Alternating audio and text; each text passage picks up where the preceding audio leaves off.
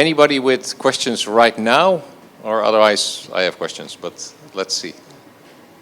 I guess you came here with a question. Yeah, there is a microphone. Let's talk about sticky products. How to get there. Hello, thank you for your tremendous speech. It was so great to be there and to be here. My first question is, how did you approach or achieve the first 1K users? And the second one is, what did you do in order to get to product market fit? Good questions. Yeah, the first 1,000 users. So first, let's qualify. There are many, many products that don't require 1,000 users to be successful. I mean, it depends on your price point. If you have an application that costs $10 million, you only need about 10 customers, right? So 1,000 users for a product like ours is important. A product like Volley, a video messaging app or a consumer-based app. So the answer is, for a product like ours, is very much the same for even a product that has a higher price point. A typical question is, where do you find your first 10 customers? The likelihood is you already know them, or you know someone that knows them. So the answer to get to your first 1,000 is to get to 10, then to get to 100, to get to 1,000, right? And you start with the smallest circles of trust that you can. So with Volley, for example, I started by putting out a survey about a product concept. I just made a video of wireframes of Volley, and I sent it out on like Facebook and LinkedIn networks, and I started building a list of people who would want to try a product like that. And then we started building more and more of that list. We started doing social posts and building a list before we launched the app. When we launched the app, we had about 700 people on the wait list. So not a massive wait list, but that was what we built without paying any money over time, just kind of posting. But who sees those social posts from the team? Those are friends or friends of friends. So that's why I say it's either the people you already know, or it's that second circle that they know. And those are going to be the people that are in that circle of trust that are more likely to use your app, give feedback. It's that third circle that really is where you start getting cold users and really start to learn about your product. So a product like Volley, we got it from kind of the inner circles in the network that we have, largely users were based in Utah, in the U.S., where I live. So that's where you start, is home, and then you just build from there, in my case. And then product market fit, that is an elusive question, but those are the questions I was trying to answer on stage, which is doing the research to understand, is Volley or is your product a must-have product? Would you be disappointed if you took this away tomorrow? That's a very important question to answer, product market fit. And there's 1,000 things that go into figuring out how to build a product for the right person, but there's really a who and a what that you need to figure out to articulate product market fit. So product market fit answers a who is using our product for what question. And if you can't answer that question and you don't have much user growth, you probably don't have product market fit. So even a product like Volley, when we launched, we were very interested in answering the who, what pair. Who is using Volley?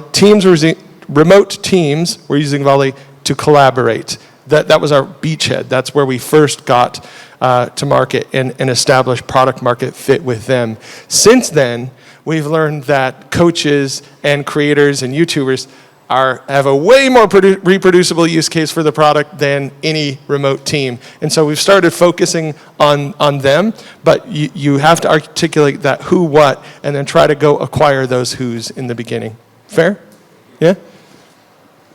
I actually found that one of the remarkable parts of it about your talk is it's okay, initially you say, okay, I want to build a product for the users I know. But then actually it's okay to move the boat and say, well, actually I have this awesome product now. Let me find a spot where this actually fits in the market. And to me that was always a little bit of a suspicious thing, right? Because so many people have built great products that cannot find a market and they're constantly looking for a market. But that's not what you're saying. You say you have to start with a known market.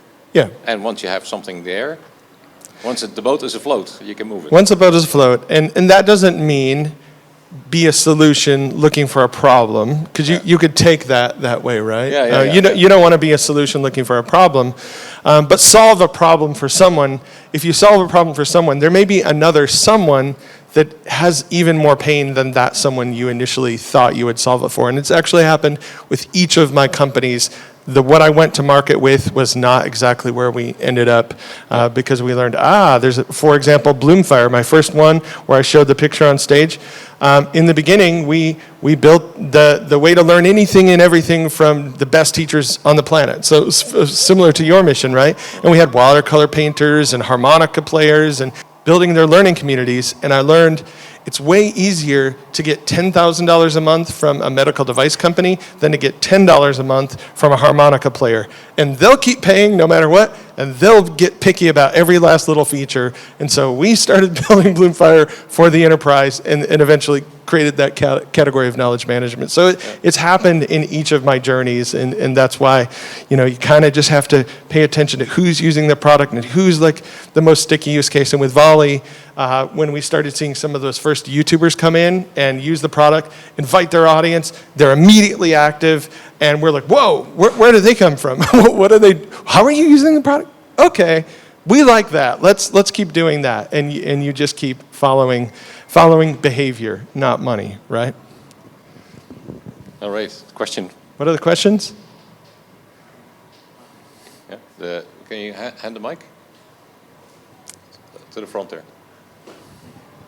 One question I have, do you put a time box before moving the boat?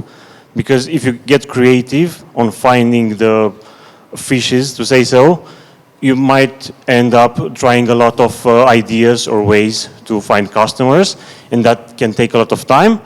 Or you can go to the other extreme where you move the boat very often because you don't scrape enough to find a fish. Yeah, good question. In a venture-funded startup like mine, there is automatically a shot clock. There's time. That's our runway. We have to figure out something interesting before we raise our next round of funding.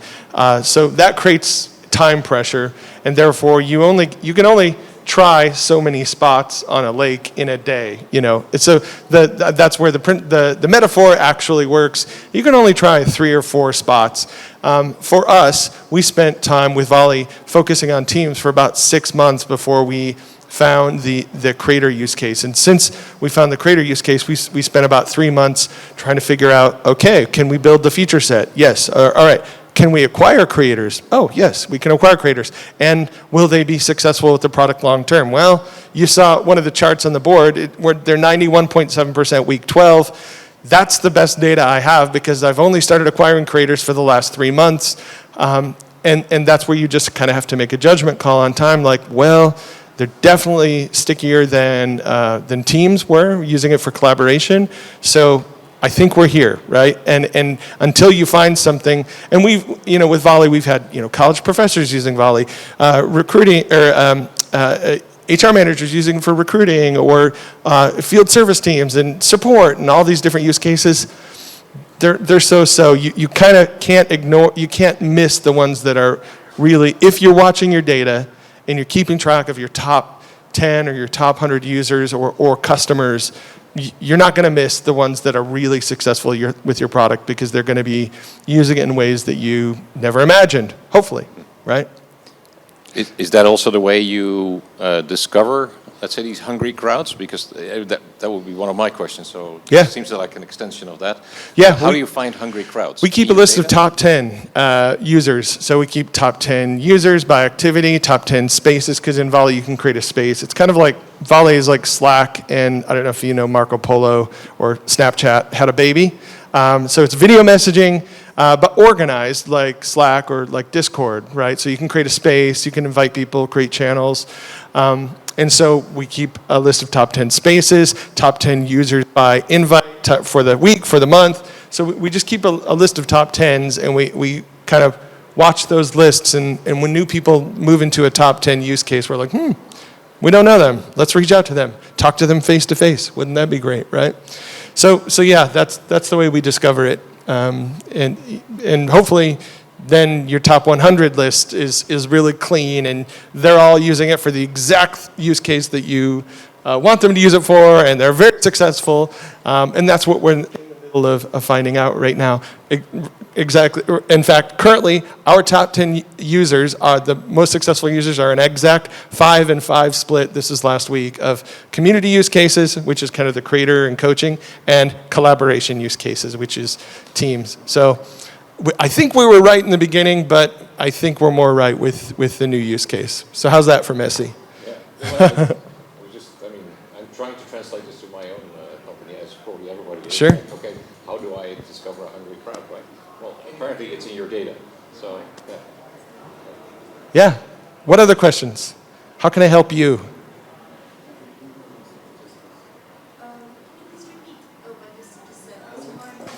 In the mic? He asked you if you can repeat what you said because you were missing. She wants you to repeat. What I said in my mic. Yeah. You're up here too. Yeah. Right?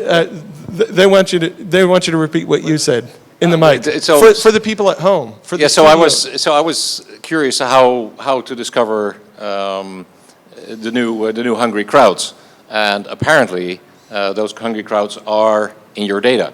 So when everybody says, okay, how do I translate that to my own company, as of course I'm doing as well. I'm listening very carefully to your words. Like, how do I do that? Yeah. And currently I don't have enough data. So actually I need to go back to my team and say, guys, I need a little bit more data to make sure that I do discover hungry crowds. So Exactly. Yeah. Yep. What other questions? How can I be helpful to you?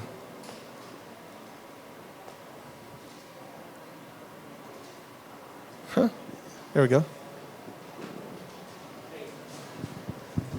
Hey. Yeah. Hey.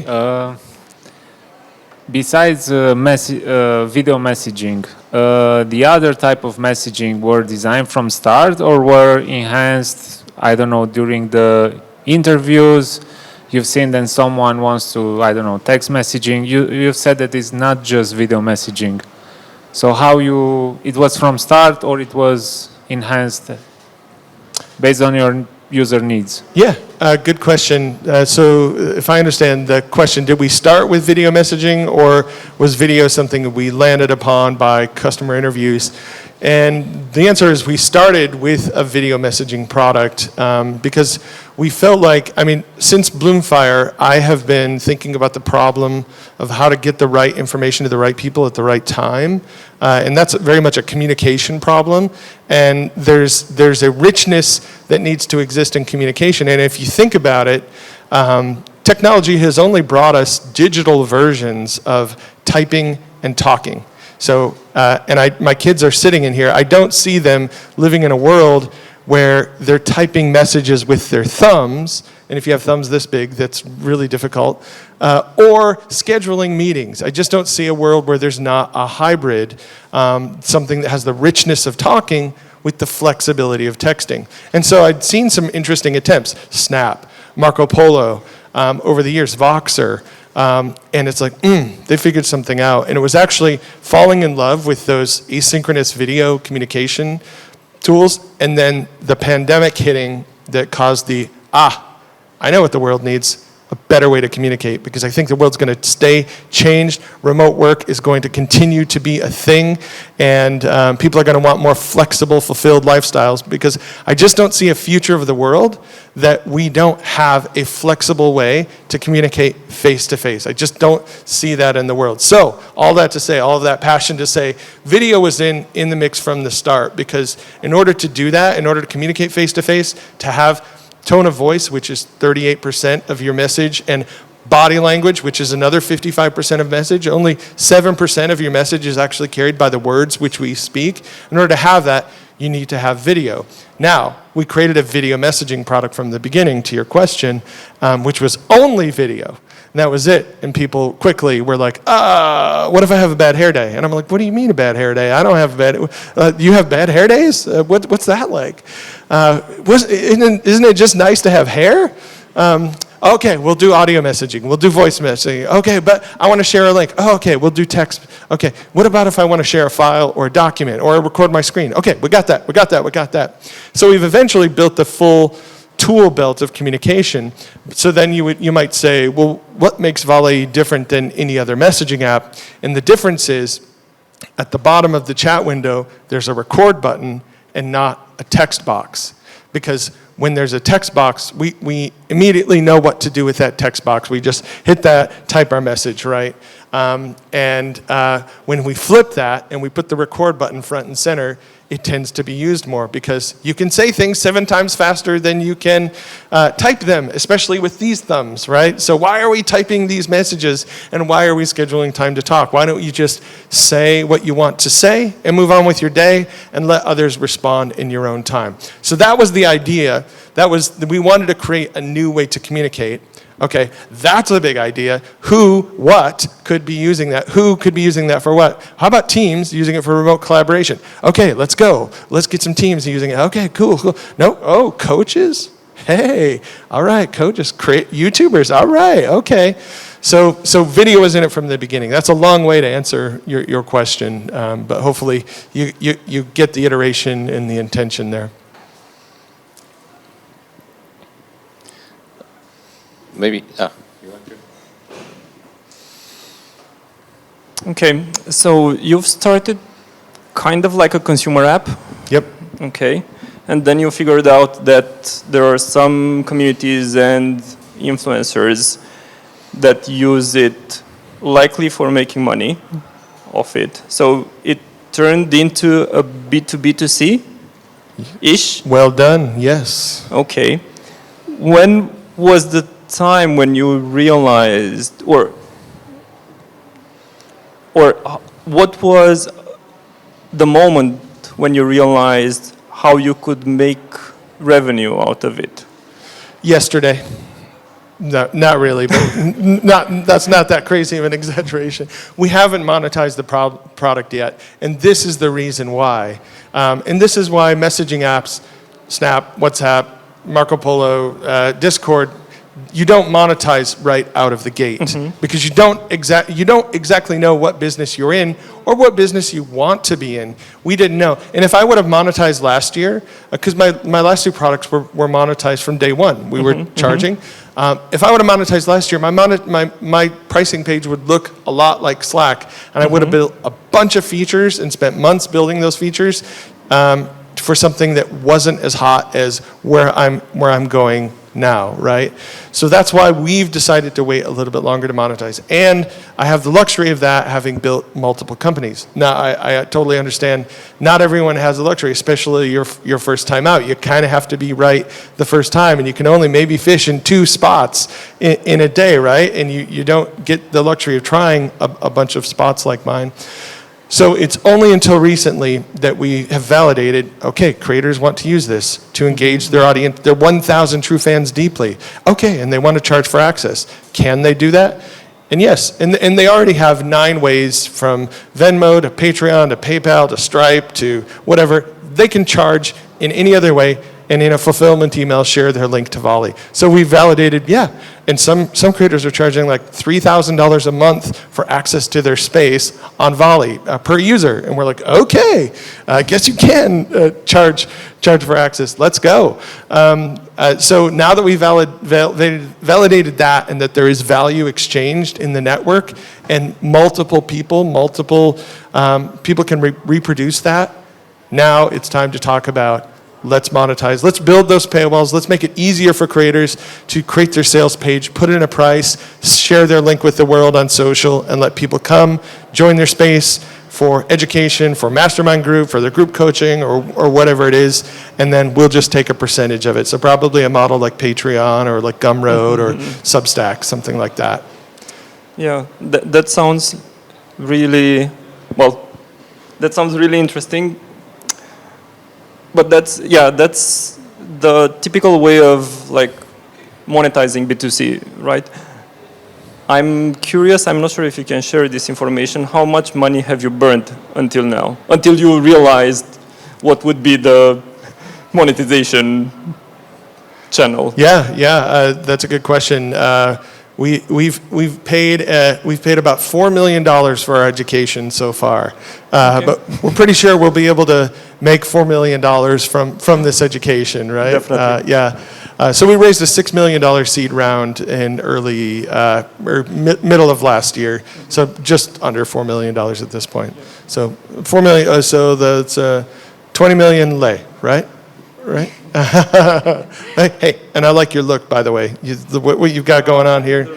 It's. bad hair days either. I know it's a good look, right? Yeah, thanks.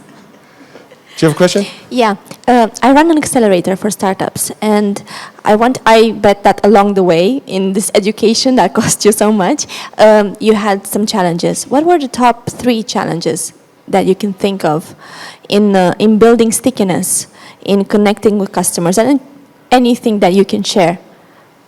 So top 3 Thank you. challenges in building stickiness, Or in your journey as a whole? Yeah. So let me kind of channel early days of Volley. So there was one problem right away. Understanding that we wanted to start with video as kind of the core was that not everyone wanted to be on video or were comfortable with video. That was an incorrect assumption. We thought, well, the pandemic is going to get everyone comfortable with Zoom, and Zoom is video, therefore everyone's ready for video messaging, right? No, because it's very different having your camera on versus recording a video of yourself, right? Most of us have recorded videos, lots of videos of other people with our cameras, but very rarely will we like turn it around and record a video of ourselves. We've done FaceTime, we've done other video conferencing with others, and so that was a big aha. Like, oh, the world's not ready for this. And we also thought that apps like Marco Polo, where we're at, Marco Polo is kind of ubiquitous, and Snapchat are ubiquitous, and everyone's used them. And we also realized, only like 5% of the users coming to Volley have ever, I mean, most people know what Snapchat is, but they actually haven't used it. They know what it is, and very few people have heard of Marco Polo. So we're like, okay, well, we missed the boat on that one. So we had to immediately figure out how can we make video, and we talk about this a lot with our company, translucent. How do we make it so easy to see in and through a video? So these are things like transcripts. So if you go in Volley, the videos automatically transcribe, and we're making changes right now in the interface. Right now when you go into Volley and you click on a conversation, there's a camera in your face. And so if you're a creator and if you're comfortable with video, yeah, there's a camera, cool, record, let's go. But if you're not, and we've seen in usability tests, people are just like doing whatever they can to just get rid of that video get that thing off of my face, because they're not ready. They don't. And so now the next iteration of Volley will have a little camera button that you launch the camera, then the camera comes up. So all of these little things, all of these little experiments along the way of like, okay, you need transcripts. Okay, so we're gonna remove the record button. We're gonna make it a camera button, and the horizontal timeline isn't working, and so. We've seen in usability tests that people just don't understand that those are thumbnails that they can click at the bottom if you go into Volley. And so we're turning it vertical, and everyone knows how to do this, right? Everyone knows how to do this, and so okay, we get it, okay. So these are a number of things that cause the product to be a little slippery. It caused it to be a little foreign, a little too scary for people in the beginning. Unless you're a creator, then it's the perfect product because there's a camera on you and you can just hit record and talk to all your fans and followers and like and subscribe, everyone, right? So I don't know. I feel like that was not a great answer, but I probably could think of better answers when not on the spot. But so those are some of the challenges with Volley along the way. And you're here longer during the day, so Yeah. I'm around. You guys are easy to spot, so. And we happen to have a flexible way to communicate face-to-face on Volley. Hey. So if you go back to that, the email that the organizer sent out, just the invitation to Volley, jump in there. It's a space that has multiple channels, topics, speakers, fun, satellite events. So jump in there, introduce yourself, say hi. We're giving away a pair of AirPods for a raffle for anyone that introduces themselves, and an iPad to the most active and most helpful person. Don't say that. I want to win that one. Oh, go for it. Yeah, sorry, John forget was that one. getting it. Forget about the iPad. No John- earpods. No, nothing. That was like, they're mine. Right. I mean, no, I actually enjoyed starting it, and then I got really aggravated, and I actually even sent Mitchell some voicemail back and like, now stop spamming me because I'm gonna just erase it from my phone.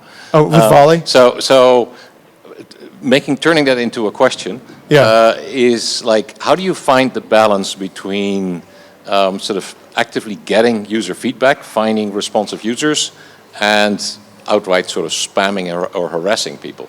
I felt harassed. Yeah. Others may have felt like, wow, that's actually You really say you nicely felt encouraged. harassed when you joined the Volley space Yeah. for the conference because Well, this they is said, wow, it's been 1 hour since you installed it, and you haven't even sent a Volley. Oh, it's been actually, oh my God, should we be worried? It's 4 hours now. And then they're like, He's talking about our automations when you have.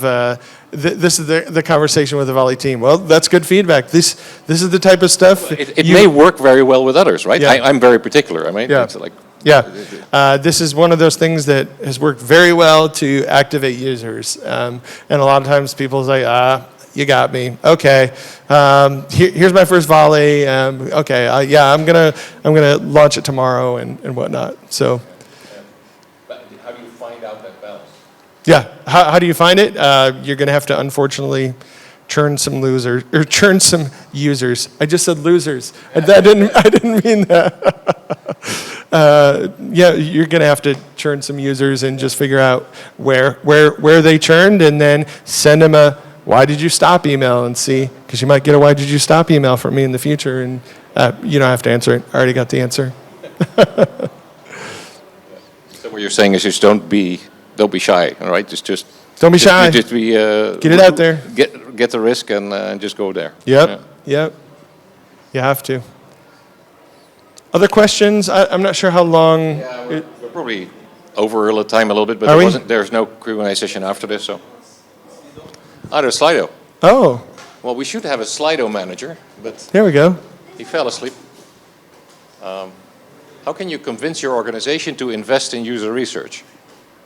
Oh, well, my organization is me, a bunch of engineers, and a designer. So not too hard to convince, and engineers like that sort of research. So it's just a very small team at this point. So no need to convince anyone. In fact, I missed correctly and spoke. There's me, a head of community. Mitch, who we hired. So it's me. Mitch was one that was spamming you with, it's been about 4 hours. But that's an automation, by the way. So yeah, Mitch and I have just become user research team part-time, and we'll just, every once in a while, we'll just do a big round of user research, figure out, we didn't have that right. We didn't have this right. Let's tweak it, and keep going. By the way, to the credit of Mitch, I sent him the Volley back. Did you? Okay, stop harassing me. And he replied, Nice. which I actually found really impressive. Yep. So then I replied to him, wow, okay, so you got me here, right? So you We got me tricked on you. sheer user experience now. We tricked you into an aha moment. That's what we did, right? That's exactly it. So it's really when you get a Volley back from your Volley that's the aha moment. It's like, okay, I get it. I see what you're doing here, right? Yeah. No, but also that he, assuming he's a senior manager in the company, etc., he's managing Volley, whatever, and so and he sends me a message. Yeah, That feels good. Yeah. that's good. Where's the microphone?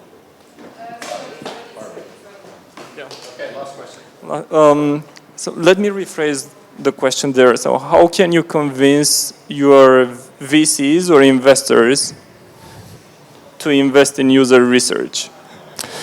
Or what were the top things that got you the investment, given that you were not planning for revenue in the immediate short term? Mm-hmm. Well, they know what they invested in. They know that this is a big idea, and VCs aren't as involved as you might think they are. If you've not run a venture-funded company, they're very busy. They're making new investments. They have a lot of portfolio companies.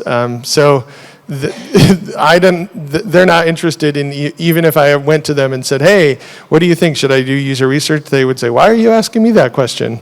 Other than your board, they just don't get to those sorts of things. They back the founder and know that the founder is going to make the right decision to find the fish, to find those starving customers and get the product in the right place. And if user research is what is required to do that, then by all means. So it's really us just figuring out if that's the best use of our time, the most impactful thing that we could do. And it's not always the most impactful thing we can do, but every so often it certainly is.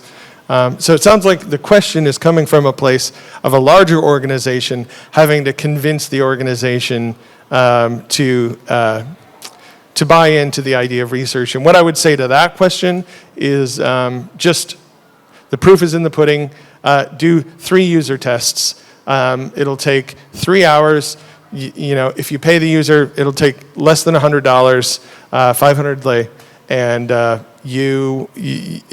won't be any refuting the value of it after that. So just sneak away into a corner. Don't ask for permission. Just ask for forgiveness once you do it, and make it happen. And yeah, after even the worst usability test, I've never said, oh, that was a waste of time. Well, a couple have come close, but it's almost always like enlightening to see someone use your product cold, because you just can't get that from existing users. They're already bought in, they've already had an aha moment, and they already get what's going on. That was by the way, also one of my biggest life lessons, which as you just mentioned, like, don't ask for permission, just ask for forgiveness afterwards. Yeah. It's valuable for so many situations. Right? So for just sure. Just go, yeah. Okay. I think you have something amazing going on. Thank you. I'm actually jealous you had the idea. No, it's amazing. It's a good product. Oh, thank you. So thank you very much for answering all our questions, for enlightening us on stage. That was my pleasure. And I hope all of us will benefit. Yeah. Thanks. Thank you so much.